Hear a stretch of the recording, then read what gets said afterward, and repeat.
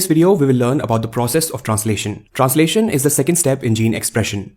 Gene expression is the process by which information stored in your DNA in the form of genes is used in the synthesis of functional gene products. These gene products are mainly proteins which have numerous functions in your cells like repair and maintenance of cells, energy synthesis, and enzymatic actions on biochemical reactions. Gene expression essentially occurs in two steps. It begins in the nucleus with the process of transcription in which the information on the DNA is copied into a RNA. This RNA is known as the messenger RNA or the mRNA, since the main job of this RNA is to carry this information or message outside the nucleus and use it to perform the second step of gene expression known as translation. In translation, the message stored on the mRNA is decoded in a ribosome to produce a specific amino acid chain or polypeptide. Make sure to watch the video on the first step of gene expression, the transcription, for a better understanding of the complete topic.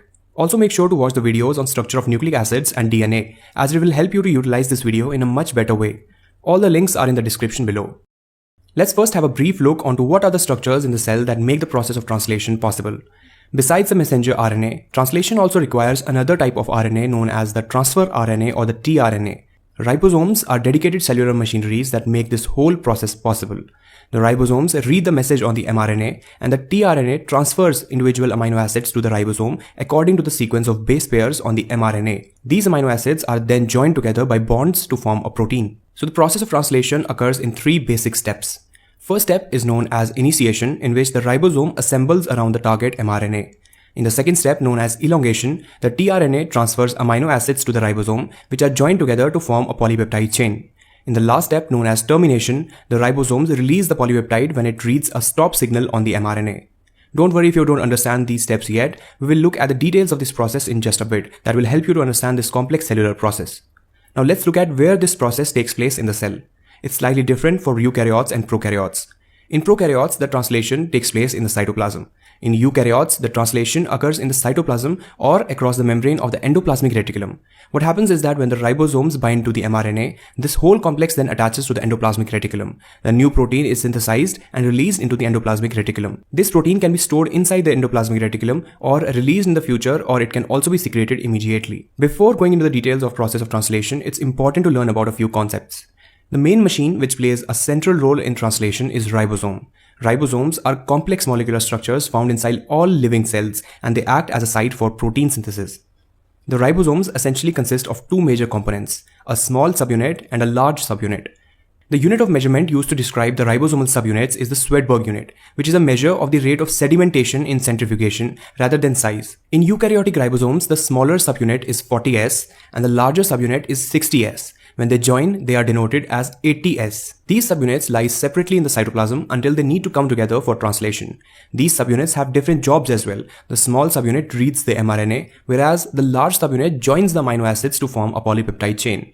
Now, assuming you have watched the videos on structure of nucleic acids and DNA, you know that the information of the genetic code is stored in the form of base pairs, with four main bases: adenine, guanine, cytosine, and thymine. In RNA, we have uracil in place of thymine. Now, the cornerstone to understand the process of translation is to understand what is a codon.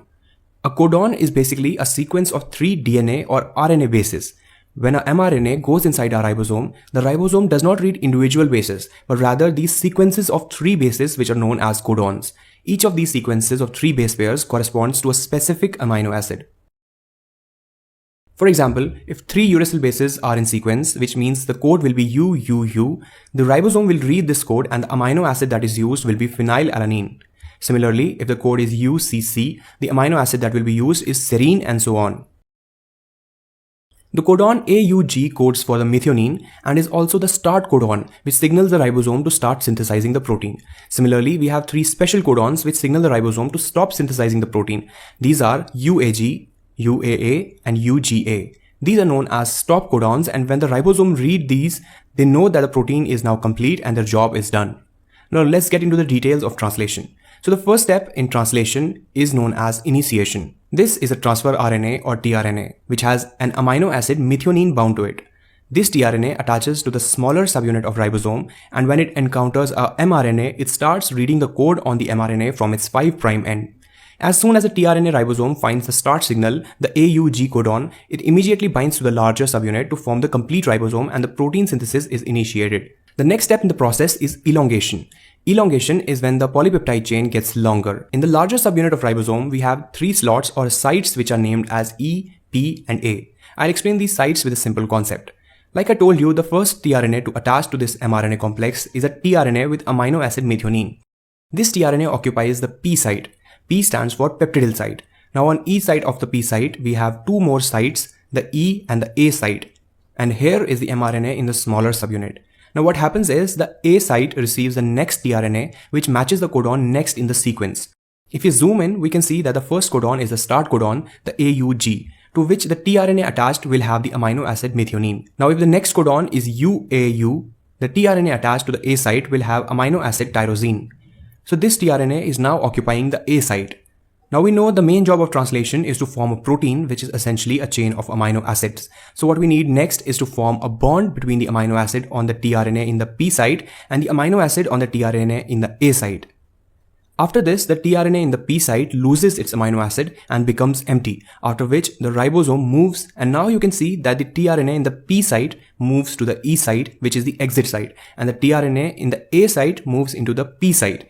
The A site thus becomes empty and ready to receive the next tRNA.